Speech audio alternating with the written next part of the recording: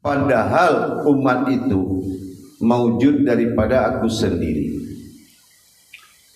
Di sini bermakna bahwasanya kita harus gayung bersambut dengan berbalas lagi kepada Allah dengan membuka diri.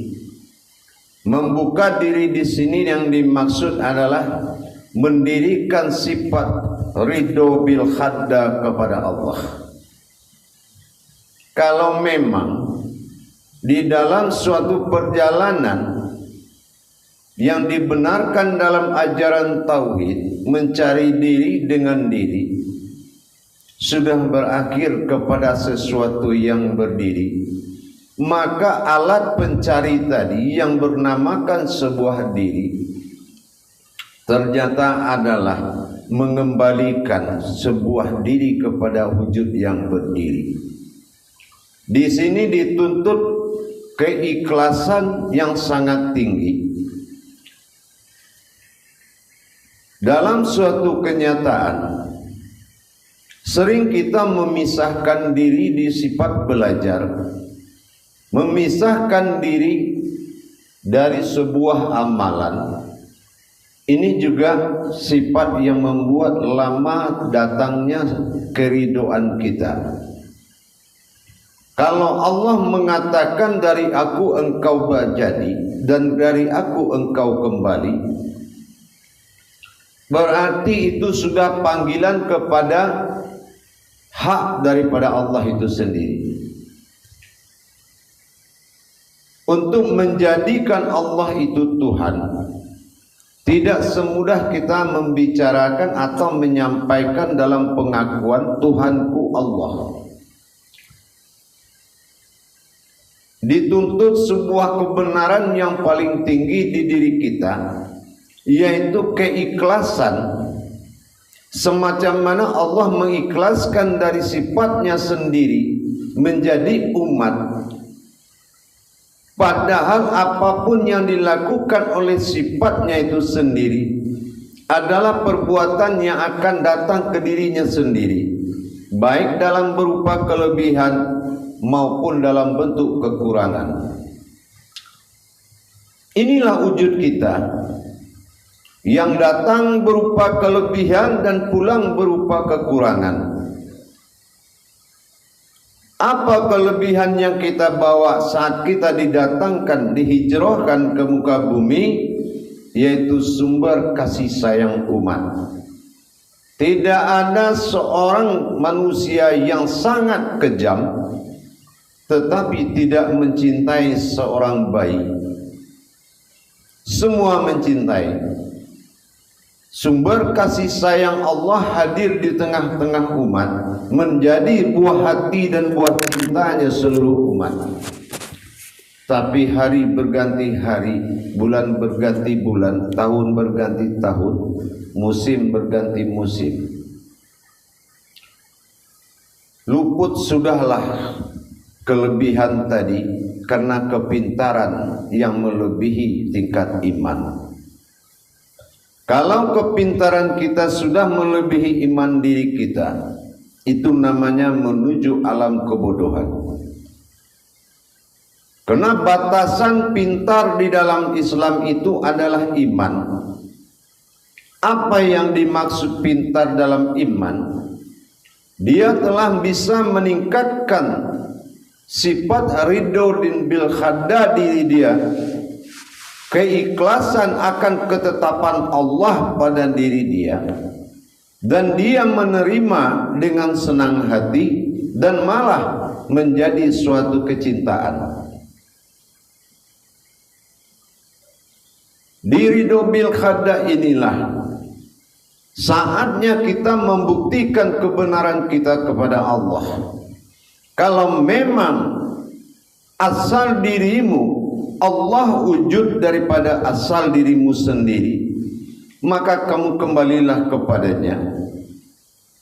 Nah, kalau memang sudah ada kodrat ketentuan seperti itu, maka kita tidak menyiskakan, tidak membebani sifat Allah itu dengan kemanusiaan kita. Artinya apa? Kalau memang janjian diri itu adalah Tuhan, kenapa kita mempertahankan kemanusiaan kita dengan memperkecil sifat ketuhanan kita? Ini namanya kita mempersulit diri kepada Allah. Allah tayangkan di dalam Al-Quran pernyataan terhadap ketuhanan dirinya dan perintah mutlak yang wajib kita ikutkan, berpedoman kepada surat Taha ayat 14. Dalam ketuhanannya, innani anallah, harga mati bagi orang yang berkeyakinan dia telah menyatakan ketuhanan, yaitu Allah. Ma'buduni la ilaha illallah. Dan kita ikhlas menyembah dan menetapkan ketuhanan Allah pada diri. Wa iqimis salatana li zikri, dan mendirikan sifat keumatan itu dengan mendirikan sifat ketuhanan, mempertemukan dua sifat di dalam solat dengan berbekal sebuah kodrat. Itulah sahadat yang dituju, ihram dalam bahasa amaliyah. Tapi kita tidak ikhlas, tidak ridho, tidak khada akan solat. Ternyata kita berlaku sebagai umat yang menyembah, tetapi bukan umat yang kembali. Ini bukan namanya ridho bil khada.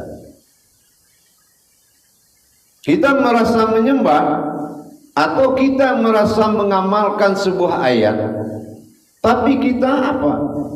Tidak memahami kalau ayat itu sudah melebur diri kita, mengembalikan wujud diri kita kepada wujudnya Allah. Artinya apa? Amalan itu adalah suatu sahadat yang sahadah kepada ahad. Amalan itu yang menggulung diri kita kembali kepada satu wujud dalam sifat dua kodrat, yaitu melihat dan menyaksikan. Tapi ketidakridhoan kita tadi, sifat amaliyah yang harus mulai kita tinggalkan dalam menuju sifat hakikat. Dalam kenyataan kita tidak menerima sifat hakikat, cuma dijadikan sebuah ibadah saja, tidak dijadikan khadanya diri, ketentuan diri. Bahwasan amaliyah itu menjadikan diri kita kembali kepada hakikatnya Allah semata. Ini kita tentang seperti kita menerima sebuah peraturan dari orang lain dalam hidup kita. Padahal itu adalah peraturan tentang khadanya diri kita, ketentuan kodratnya diri kita, yang harus kembali menjadi khadanya Allah dengan suatu keikhlasan yang sangat tinggi.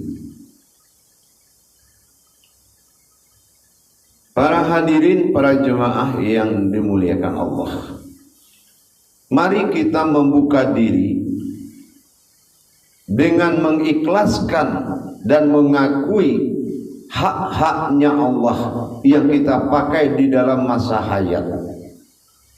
Kalau dalam masa hayat Allah diberikan kesempatan masa berdunia, bukanlah arti sebuah kodrat yang tetap dalam wujud dunia. Makanya kalau kita kembali kepada ketuhanan kita, sering disebut dengan meninggal dunia. Bukan meninggalkan anak, bukan meninggalkan istri, tapi meninggalkan dunianya. Kalau kita memakai cara daripada kehidupan dunia mutlak di dalam bergaul dalam kodrat rumah tangga, umpama dengan anak, dengan istri, tapi pola dunia, inilah yang membuat ketidaknyamanan dan tidak tenangnya sebuah ruh di dalam sana. Kenapa? Karena dia memakai pola keduniaan di dalam hidup. di jalan Allah. Pola mencintai anak tanpa agama, pola mencintai istri tanpa agama, pola menunjukkan suami sebagai suami tanpa agama. Jadi akhirnya marwah Allah ini tidak ada dalam hayatnya sendiri. Maka kehidupan kita inilah yang menjadi hadirnya utusan para malaikat mempertanyakan sebuah Tuhan. Saya rasa itu pertanyaan sudah terlalu jauh. Kalau kepada seorang yang berasal dari Allah ditanyakan Tuhannya siapa, berarti kesesatannya sudah terlalu jauh. Ini yang harus kita hindari. Menerima ketetapan Allah dalam diri dengan sifat ridho bil khaddanya kita.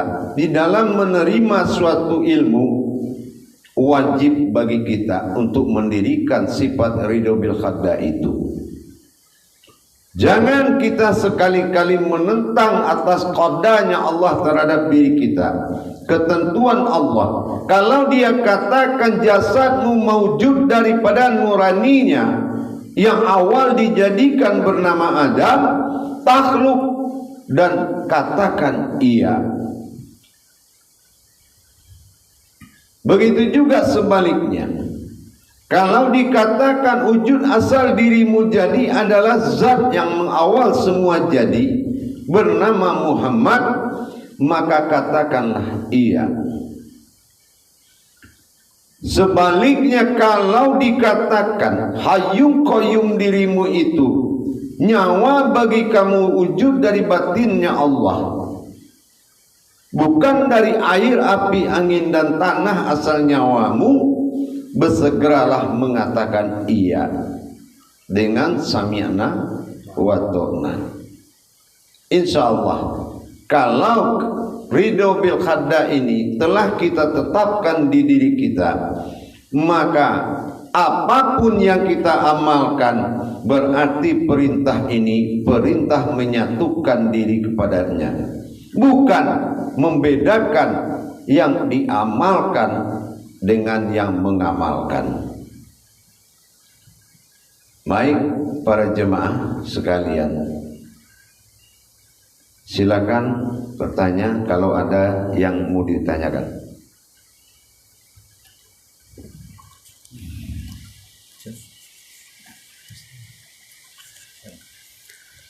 Assalamualaikum warahmatullahi wabarakatuh. Waalaikumsalam warahmatullahi wabarakatuh. Tadi Buya menyebutkan ridho Bil kada. Yang maksud dari ridho itu apa tuh Buya? Kada itu apa gitu? Ridho itu adalah keikhlasan. Ikhlas, qada ini adalah ketentuan Allah. Kalau kita mengkaji diri, kalau ternyata diri itu milik Allah, ikhlas nggak kita? Nah, itu yang dikatakan ridho. Kepemilikan Allah ini ternyata diakui itu qadaku. Ikhlas nggak kita? Ikhlas. Begitu. Paham? Insyaallah Buya. Assalamualaikum warahmatullahi taala wabarakatuh. Waalaikumsalam warahmatullahi wabarakatuh. Mohon izin bertanya Bu ya. Ketika seseorang menjalankan kehidupan ini Bu ya, akan halnya seperti dia belum memahami yang dikatakan ridho bil qada ini Bu ya. Dan pada saat dia katakan dia sudah mulai dia belajar memahami dan paham ini, ketika dia katakanlah ingkar atau dia tidak melakukan, katakanlah dia tidak lanjut atau tidak memenuhi apa yang diinginkan Allah, bagaimana halnya dengan kedepannya? Kalau boleh dipertanyakan hal seperti itu Bu ya, tentang ketentuannya tuh putus di situ atau memang seperti itu jalannya Bu ya? Iya. Apabila pertama begini, apabila seseorang itu tidak menerima qadanya Allah, ketentuan Allah pada dirinya, tidak ikhlas dia, tidak ridho dia, Allah itu selalu akan menetapkan ketentuan dia dengan kalam-kalamnya. Ada kalam Allah seperti contoh kauliyah di Al-Quran. Memang kauliyah itu kalau kita baca tidak berpengaruh. Tapi ingat, Al-Quran itu sudah pecah 3. Ada satu yang jatuh menjadi kalam, yang mana kalau kalam ini Allah sampaikan kepada alam, maka kalam ini akan menjawab dengan aras, yaitu dengan kejadian. Inilah kebenaran Allah. Kalau Allah sudah berbicara, bahasanya adalah kejadian. Salam. Nah, gitu ya. Kejadiannya apa? Ya, ada yang berupa musibah, ada yang berupa laknatullah, ada yang berupa karma, azab wa anjala. Yang namanya haknya, hak kembali bismillah, dia harus kembali kepada Allah. Iya. Contoh, yang diperintahkan sholat itu siapa? Kan zat dan sifatnya sendiri, bukan kita. Tapi kalau kita merasa wujud dari zat dan sifat itu, maka kitalah yang dia panggil. Tapi kalau kita berprasangka tubuh dan ruh ini adalah manusia, bukan bagian dari kodratnya Allah, maka kita bersifatlah seperti makhluk yang menyembah. Amaliyah jadi ganjaran batin, serba fikih dalam hidup. Iya. Begitu. Insyaallah Bu ya. Lalu izin lagi nih Bu ya. Tadi ada Bu ya sampaikan, karena untuk mengembalikan semua ini kepada si pemiliknya, kita harus ridho dan kita menyadari akan ketentuannya atau kada itu sendiri. Di situ ada Bu ya sampaikan, untuk ke sana itu diperlukan bagaimana halnya kodrat-kodrat ini bisa didirikan Bu ya.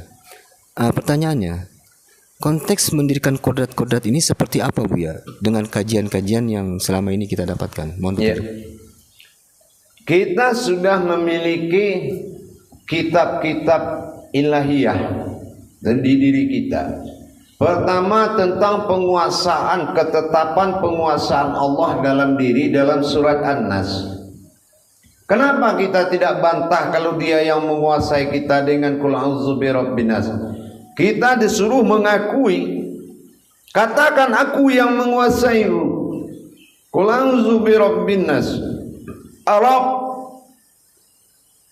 Kalau kita tidak ikhlas, jangan baca surat itu. Berarti kita sudah menentang Al-Quran. Dan kita lihat lagi di diri kita, tidak ada kesamaan wajah, tingkah laku, tindak tanduk. Muncul al-ikhlas. Tapi kita tidak juga paham. Diuji lagi dengan tauhid syahadat. Ternyata dalam pengakuan tidak ada Tuhan selain Allah itu bukan kita. Tidak ada huruf keumatan yang berdiri di dalam syahadat. Berarti kalau mau Islam, mau benar-benar bertuhan, harus mencari diri di dalam 2 kalimat syahadat tadi. Kalau tidak, ya terserah. Umat Muhammad itu bukannya umat Islam aja. Makhluk ini juga umat Muhammad. Kucing juga umat Muhammad. Artinya apa? Bisa jadi dia golongkan kita ke makhluk tadi. Inilah yang dikatakan oleh Buya Hamka, manusia itu bisa jadi rasul, bisa jadi hewan dalam hakikat. Dalam hakikat. Nah, gitu. Untuk itu kita harus berpikir. Dan contoh satu lagi, di dalam seorang ibu melahirkan seorang anak, tanya ke ibu, apakah dia mengedan itu menurut dia atau datang sendiri? Ya, melahirkan itu tidak akan sakit kalau kita sendiri yang ngedan. Tapi kalau yang di dalam tuh yang mau brojol, tinggal sakitnya sama orang tua.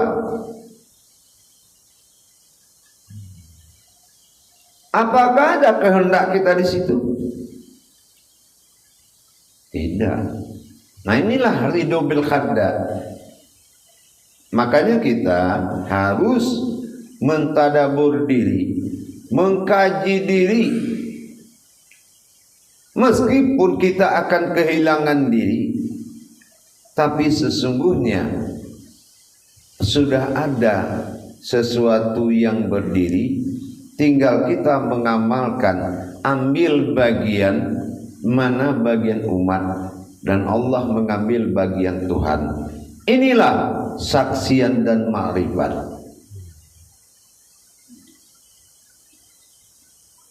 Insyaallah. Silakan nyalain deh. Assalamualaikum warahmatullahi taala wabarakatuh, ya. Waalaikumsalam warahmatullahi wabarakatuh. Apakah tingkat ridho tadi levelnya ada tingkat-tingkatannya nggak, ya? Atau cuma ridho apa tidak gitu? Ada levelnya. Tingkat daripada ridho itu ada 3. Ridho dalam berpikir dan ketetapan akal. Ridho dalam meningkatkan keimanan, harus memiliki ketentuan iman, sanggup menerima yang kita tidak sanggup menerima. Kita harus sanggup. Yang ketiga, ridho terhadap ketentuan ilmunya Allah dalam diri kita.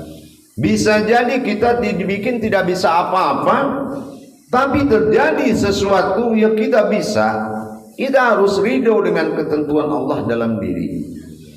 Atau kita bisa awalnya, tiba-tiba tidak bisa, berarti kita harus ridho dengan ketentuannya. Inilah yang dikatakan jalur sifat tauhid ilahiyah. Kenapa? Yang tidak bisa kita tanyakan apa yang dijadikan Allah dan apa yang dilakukan Allah kepada diri kita. Yang bisa kita pertanyakan, apa yang kita rasakan, itu yang kita tanyakan kepada Allah. Jangan kamu bertanya, kata Allah, tapi saksikanlah apa yang kamu rasakan. Karena akan menjawab itu dalam bahasa naluri. Bertuhan itu naluri. Ya, bertuhan itu naluri. Kalau naluri bertuhan ada, sholat juga enak. Naluri bertuhan ada, doa kita yakin. Tapi kalau naluri bertuhan nggak ada, amalan bertuhan satu lemari juga nggak ada artinya. Paham? Paham, insya Allah, ya. Jadi kalau boleh saya simpulkan, semua ibadah kita ini tergantung keikhlasan kita menerima itu tadi, ya. Insya Allah, ya. Ya. Makanya ada kebahasa di dalam agama Islam itu la ikraha fiddin. Janganlah kamu merasa terpaksa dalam perintah agamaku. Gitu.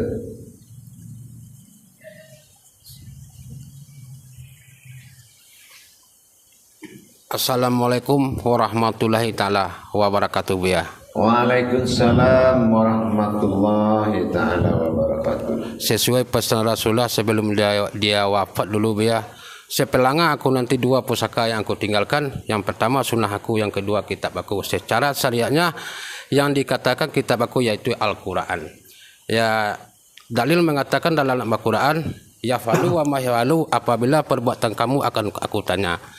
Tapi apabila perbuatan aku enggak akan aku pertanyakan. Jadi yang saya ingin pertanyakan, yang mana yang perbuatan aku tadi setelah kita ikhlas menerima dia, ya. Ya. Yang dikatakan perbuatan aku pada dirimu adalah sesuatu tauhid, keakuannya kepada dirinya sendiri. Apa tauhid keakuannya? Inilah sifat dan zat yang ditetapkannya sebagai kodrat bagi kita menjadi sebuah insan. Boleh kita mengakui ada kemanusiaan di dalam diri kita, tapi kita tidak bisa menerima dan mengakui keakuan Allah. Apa keakuannya Allah? Yaitu wujud dan maujudnya. Yang kita pakai ini yang kita tidak bisa kita akui. Tetapi memakai, silakan kita berbangga hati, bersenang hati memakai. Insyaallah, ya. Ya kan? Tetapi jangan kita merasakan, menetapkan keakuan kita di atas haknya Allah. Jangankan di dalam penciptaan, di dalam kodrat yang dijadikan saja, itu kita tidak bisa menempatkan keakuan. Contoh, sama mendengar. Ya. Rencana mau keakuan juga di Sami'un, ternyata sudah ada Sami'unnya. Oh, insyaallah. Mau mencoba rasanya punya suara kalam, Ya. rupanya ada lagi di dalamnya mutakalimun. Nah, itulah keakuannya tadi. Seandainya itu tidak ada 7 kodrat pada diri, tapi diri tidak akan pernah lepas. Iya. Karena sifat itu memiliki diri, berarti keakuan kita juga tidak bisa. Itu diri yang al-haqqullah wal hayatul ulul fil sifatullah. Ada diriku yang halus yang memakai sifat-sifatku sendiri. Terus kita pakai apa lagi? Iya, karena dia yang berkuasa, ya. Nah, itu dia. Maka Nubuat mengatakan Allahumma ki sultanil azim wa zil manil qadim wa zil wajhil karim walil kalimati tamati wa ala kusil minal haq. Jadikanlah Allah itu raja dalam dirimu yang maha mengatur dan mengajarmu dan menyelamatkan dirimu. Tapi yang merajai kita, padahal sudah ada qul a'udzu birabbin nas. Tapi untuk mengatakan itu butuh ridho bil qada. Mengatakan Allah berkuasa pada diri, ridho bil qada wajib. Enggak bisa. Tidak bisa kita mengelak, Bu, ya. Iya, enggak bisa. Kita mau mengaji diri. Ya. Banyak ya di umat Islam yang pencari Tuhan itu salah jalan. Apa salah jalannya? Dia mencari dirinya. Barang siapa yang mengenal dirinya, maka dia mengenal Tuhannya. Dirinya Tuhannya. Berlomba-lomba dalam keburukan jadinya. Kenapa di situ hanya ada man arafa nafsahu, keakuannya Allah, diriku, rabbahu. Mana ada janji lagi selain dari rabbahu? Iya. Enggak pernah kita bilang rabbaha rabbi. Insyaallah. Ya? Kalau nur bisa saja. Kalau zat bisa saja dibagi-bagi kodratnya. Tapi kalau diri Rabb enggak bisa. Mutlak. Ya, benar-benar meliputi sekalian alam manusia sekalian enggak, ya, Bu, ya. Ya, itulah dia. Insyaallah, Bu, ya. Jadi beruntunglah orang-orang mukmin, itu saja. Alhamdulillah. Insyaallah. Ya, enggak salah, Bu, ya, membilang Allah ini sangat teliti, maka ada ayat la haula wala quwata illa billah. Insyaallah. Terima kasih banyak Buya. Assalamualaikum warahmatullahi taala wabarakatuh. Waalaikumsalam warahmatullahi taala wabarakatuh. Assalamualaikum warahmatullahi taala wabarakatuh ya. Waalaikumsalam warahmatullahi wabarakatuh. Izin kembali bertanya nih Bu ya. Kalaulah ridho bil qada ini kita sadari bahwasanya kita harus ikhlas dengan ketentuannya. Lalu dengan kalam Allah yang mengatakan aufu bil uqud, ini arah bahwasanya kita harus menepati janji ini kemana Bu ya? Mohon penjelasan Bu ya. Apakah ke situ juga? Ya. Aufu bil uqud, tepatilah janjimu. Kalau kita lihat dari hukum hablum minan nas, berarti janji kepada manusia. Tapi karena kita juga memiliki kewajiban kepada wal hablum minallah, maka kita juga punya janji. Janji kita itu sangat banyak, sebanyak garis telapak tangan. Ikhlas tanggal sekian, bulan sekian dijadikan begini.